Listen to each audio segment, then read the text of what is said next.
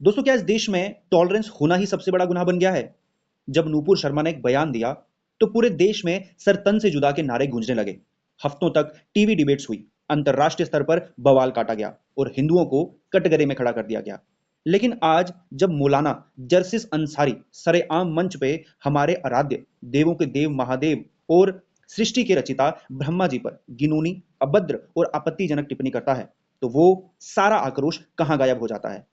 तब ये तथाकथित सेकुलर लॉबी और बुद्धिजीवी मौन क्यों धारण कर लेते हैं? आज पानी सिर से ऊपर जा चुका है और अब समय आ गया है कि हम खुलकर बात करें और अपनी आस्था का मजाक उड़ाने वालों को करारा जवाब दें।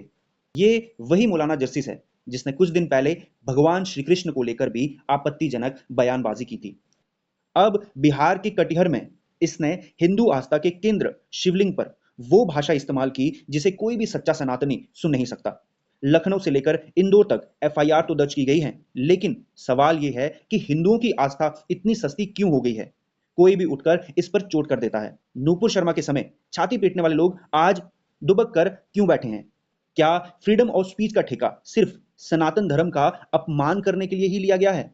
चलो अब उन अज्ञानियों को और हमारे समाज के उन लोगों को जो अपनी ही संस्कृति को भूल रहे हैं, सनातन का वो विज्ञान समझाते हैं जिसे सुनकर उनकी बोलती बंद हो जाएगी। जिसे संस्कृत का स भी नहीं पता, वो शिवलिंग का गलत अर्थ निकालते हैं। संस्कृत व्याकरण उठाकर देख लीजिए। शिवलिंग का अर्थ होता है चिन्ह, प्रतीक या लक्षण। शिवलिंग निरंकार का प्रतीक है। शिव अनंत है, अनादि है, जिसका कोई आकार नहीं। शिवलिंग उसी निरंकार परमेश्वर का साकार रूप है। शिवलिंग शिव और शक्ति का मिलन माना जाता है। शिवलिंग का ऊपरी भाग शिव यानी कॉन्शियसनेस है और नीचे का आधार शक्ति यानी एनर्जी है। विज्ञान भी मानता है कि बिना कॉन्शियसनेस और एनर्जी के इस सृष्टि में एक पत्ता भी नहीं हिल सकता। यह पूरे ब्रह्मांड की उत्पत्ति का वैज्ञानिक आधार है। शिवलिंग कॉस्मिक आकार माना जाता है। आज मॉडर्न साइंस कहता है कि हमारे एटम से लेकर पूरे यूनिवर्स का आकार इलिप्टिकल है। हमारे ऋषि मुनियों ने हजारों साल पहले इस यूनिवर्सल एनर्जी को शिवलिंग के रूप में स्थापित किया था।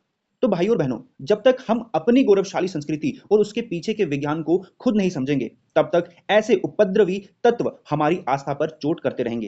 अब चुप रहने का समय चला गया है। कानूनी दायरे में रहकर हर उस आवाज का विरोध होना चाहिए जो हमारे देवी देवताओं का अपमान करती है। अगर आप भी एक सच्चे सनातनी हैं और आपको महादेव के इस अपमान पर ठेस पहुंची है, तो इस वीडियो को इतना शेयर कीजिए कि हर उस शख्स तक ये आवाज पहुंचे जो सनातन को कमजोर